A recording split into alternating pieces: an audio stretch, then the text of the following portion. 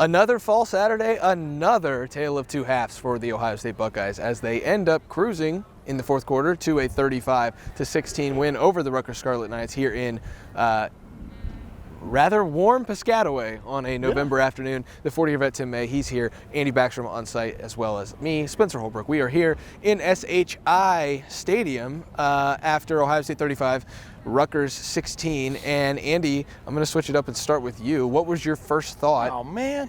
What was your opening thought? I'll get to you, Tim, I promise. After 35-16 Ohio State, and hearing from Ryan Day and the rest of the Buckeyes. Well, I know Tim wants to talk about this, but you can't start with anything but Josh Proctor and Jordan Hancock, because that was the turning point in this game. Really, with Josh Proctor snuffing out a pass, they leaked out the running back, and Josh Proctor was right there to break it up, force a deflection. Jordan Hancock had the tip drill interception, took it 93 yards back, had a great block from Sonny Styles, drew a penalty in the process, and that was the turning point because it was 9-7 at that point. Rutgers was up driving with the ball to start the second half, and you felt like that's when momentum finally shifted a little bit towards Ohio State's way. The offense got a little bit revitalized, and from that point forward, there was a little bit more of a relief for this Ohio State team. Rutgers was leading the #1 team in the country, at least in the college football playoff initial rankings, 9-7 at the half. It clearly was a tale of two halves. The interesting thing was Ohio State had one possession in the first 8 minutes. 8 minutes of the second half, and it scored 2 touchdowns. Yep. That's the way big time teams, and I'm just saying that big time teams find a way, man, one way or the other. The deflection, Jordan Hancock return for the touchdown, and Ohio State puts a drive together and goes up 14 points on because it was going to be a battle of the second half, and Ohio State won the battle of the second half. Now you got to figure out, man, like Ryan Day was talking about, they were playing 2 high safeties. They were playing a little bit of cloud coverage over the top on the edges and stuff like this, and trying to take away Marvin Harrison Jr. and whoever else roamed kind of in the backside of the defensive secondary. And Ohio State was just hamstrung. Kyle McCord, he completed a lot of passes, but he missed several passes that would have changed that game, and threw that interception that would have that drive. They had something going on that drive because they finally just remembered they have the #1 receiver threat in the country, Marvin Harrison Jr. on the roster, and it's just like everything could go wrong went wrong. But you got to give it up to this team. They came out in the second half and took care of business. I mean, that Ty Hamilton stop on the 4th down where Wimsatt stepped up, avoiding a rush, and then Ty Hamilton's exactly where he's supposed to be and flattens him on a 4th and – was that 4th and goal? I can't remember. But Yes. 4th and goal, but Rutgers going for it. This is in the second half. That was a huge play. This game had a lot of huge defensive plays. It'll kind of like fade into the background as the season goes on. But hey, 35-16 on the road against Rutgers, a team that you knew was going to play these guys tough from the start. We talked about that, and it happened, but you still found a way to beat them by 19. Let's talk about the cavalcade of errors in the first half that led to a good second half for Ohio State. I didn't mean to talk that long, by the way. That's okay, Tim. That's okay. We're all here for fun and for work, of course. So you've got a 11 for 11 start by Kyle McCord. Then Julian Fleming drops a pass. Okay, no harm, no foul. Well, then a wild G. Scott appears, who already has a touchdown to his name in his pocket, and then he drops a pass that hit him directly in the hands. I'm sure he's going to be thinking about that one. He said he only thinks about the next game, but they're going to watch that on film, and he's going to want that one back. Then you have the horrendous, and I mean horrendous special teams gaffe by Ohio State. Yet another one in this long season, the comedy of errors from the special teams unit, with the fake punt, a miscommunication that simply can't happen. It gives Rutgers a free field goal. And that wasn't supposed to be a fake punt, according to Ryan Day was not happy about that. He was clipped. He was not happy about that after the game. And I don't know what they're going to do with special teams. But so you have the drop, which leads to the punt, because it would have been a first down instead of that. Then it leads to a punt. Then it leads to the terrible fake punt, not fake punt, whatever you want to call it. Rutgers gets a field goal off of that. Then you throw an interception. Rutgers gets a field goal off of that. It's 9-7, and you think, wow, this Ohio State team looks bad right now. But then the second half, I guess they find a way, Andy. But these first halves, I don't know when they're going to catch up to Ohio State, but it just can't be like this. Absolutely not. Yeah, I mean, it needs to be fixed, special teams wise, offensively. We keep talking about it. I mean, I thought this would be a week that they would break out. Me too. Offensively, they did not. And it just feels like the same story every week. There were different guys that stepped up this week, though. Jermaine Matthews started for Denzel Burke. There's still no timeline on when they'll get Denzel Burke back. Of course, he played last week, didn't play this week. He sensed there was some kind of setback because he's not playing today, and there was no answer about when he'd return. Lathan Ransom, same thing, no timetable for his return either. Yeah, right. So you had Jermaine Matthews stepping up. You also had Malik Hartford ending up stepping up at points because you had Josh Proctor out at part of this game. On his deflection, I mean, he got knocked out briefly. Right, and then Cade Stover didn't play either. So he was technically available, but they didn't play him, so we saw a lot of G. Scott. And then we also saw some Patrick Gerd, who was a preferred walk-on here and stepped up kind of in this role. He's been playing a little bit, though, the last several weeks, too. But minimal tight end depth right now, and I think that's noteworthy to point out. And maybe y'all mentioned it. Maybe it just went because I got 1,000 thoughts in my brain. Have we said TreVeyon Henderson yet? No, but I was about to bring him up because we talked about oh my goodness, two weeks in a row. We talk about the cavalcade of errors that arrived on Ohio State's doorstep here in the first half. And then in the second half, the Buckeyes didn't really do anything different other than just execute. And I don't know if it was errors in the first half that they weren't making the same errors in the second half.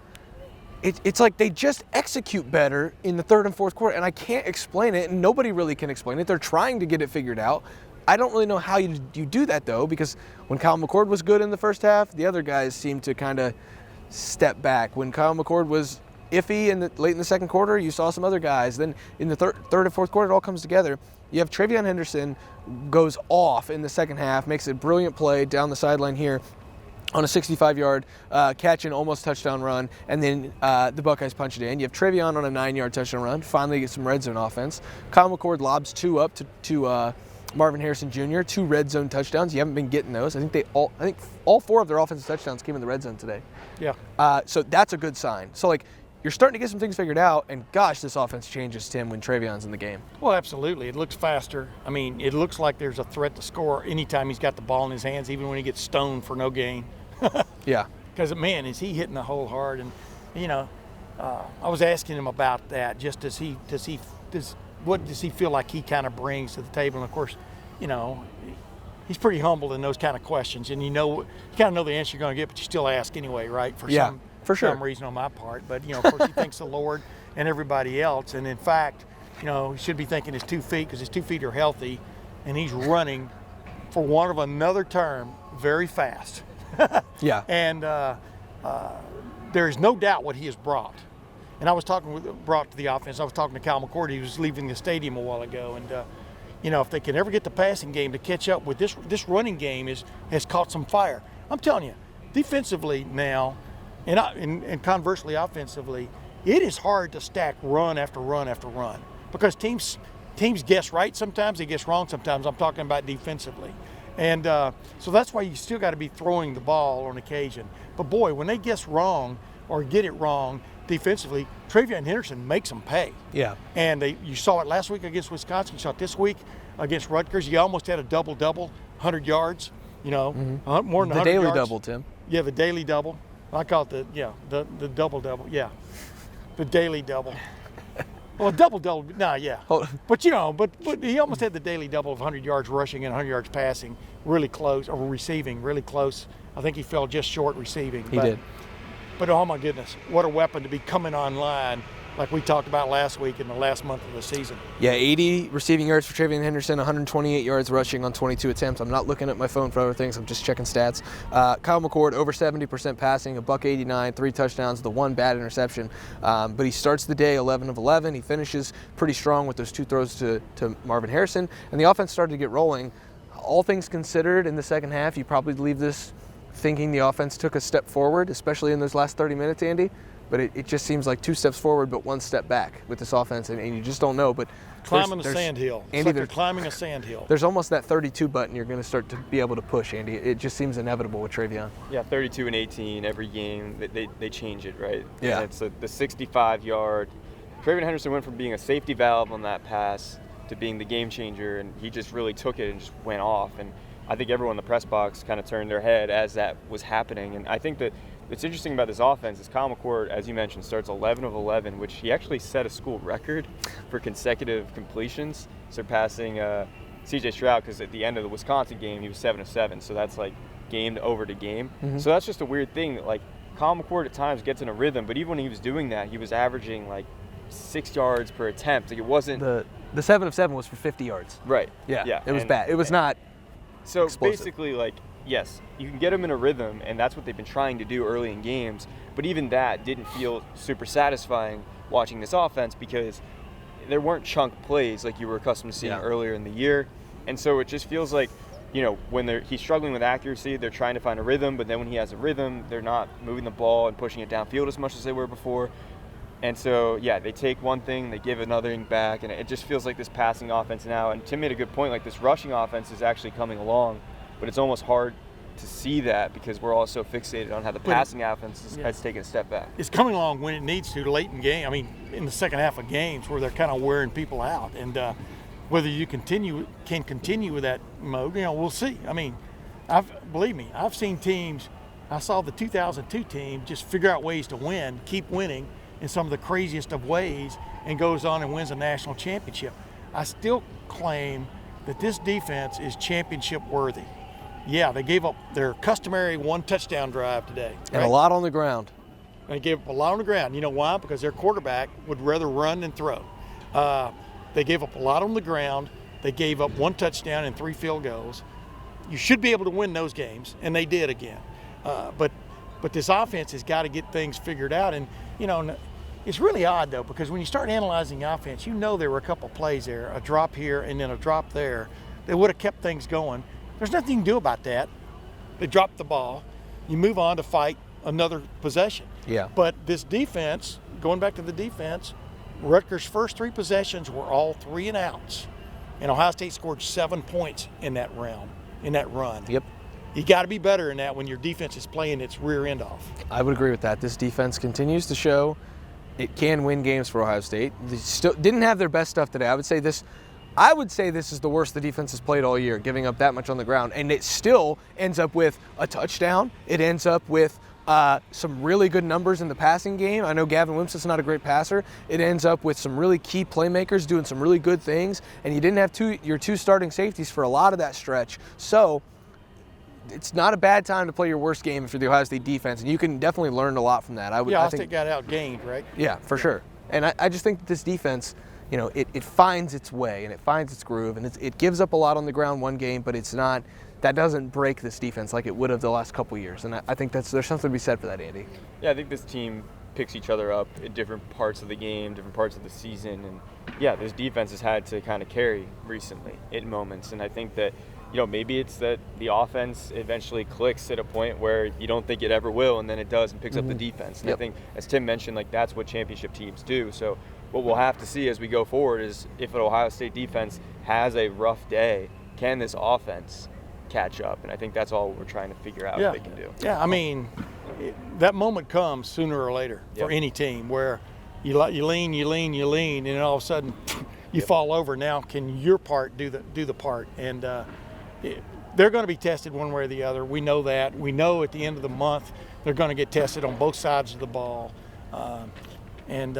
You just, like you said, I think Spence, and maybe Andy too, I expected a little cleaner, more efficient offensive performance today, and it didn't happen. Now, though, in the first half. Now, though, folks, the Buckeyes get to finally go back home. It's been 2 straight weeks on the road, 2 long road trips, to be honest, the longest road trips of the year. 8 hours, I know they're flying, but it's a long way to Wisconsin, it's a long way to Rutgers. They just did them on back-to-back weeks, and they're probably the most banged up they've been. So all things considered, Ohio State will take a 19-point win here at the birthplace of college football, Piscataway, New Jersey. The 40-year vet Tim May, he's heading back to Columbus, Ohio for the Monday after Ohio State 35, Rutgers 16. If you don't know, we film that on Mondays. Andy Backstrom, he'll be there as well. I'll be back in Columbus starting tomorrow. We'll get back to work. But You've been warned. You have been warned. We're coming, Columbus. Michigan State on deck, then Minnesota, and then I don't even have to tell you what's on deck after that. Hey, did Michigan State hang on? Or I do not know. Once the Buckeyes started... I didn't mean to ask and us not knowing the answer. But I don't know. Okay. They played Nebraska. Tell us in the comments. We'll know by then, but you can still tell us. That's fine. So we've got Minnesota, Michigan State, Minnesota, and then the game. That team up north, the rivalry game on November 25th. Lettermen Row will have full coverage of that. Go get that for $1 through all of that. And now it even gets you through the Big Ten championship game because, hey, I think all three of us think the Buckeyes have a pretty good chance of getting there. Yeah, I got to ask one question before we go. Michigan got rid of Connor Stalions. He resigned. Oh, we're not doing this right now, are we? Supposedly didn't talk to any other investigators. Is the book closed? No. Absolutely not. We'll talk about that on Monday, Anybody Tim. who doesn't understand what went on there, yeah, but I want to let people know on Saturday afternoon that book is not closed. No. And by the way, I don't think, the way I understand it, my source is telling me Ryan Day's family had nothing to do with this revelation. And you can take that for what it's worth. There you have it, folks. The 40-year vet has stamped that out like a fire. At the birthplace of college football, years and years after Rutgers invented the sport, Ohio State taught them how to play today. 35-16. Tim May, the 40-year vet. Andy Backstrom, that's me, Spencer Holbrook. We're heading to lettermenrow.com to get all that work up there. Again, $1 for 1 month. You can get our work. We'll see you guys over there on the Letterman Lounge message board, and we'll see you back in Columbus on Monday. For now, we're going to get to work in Piscataway.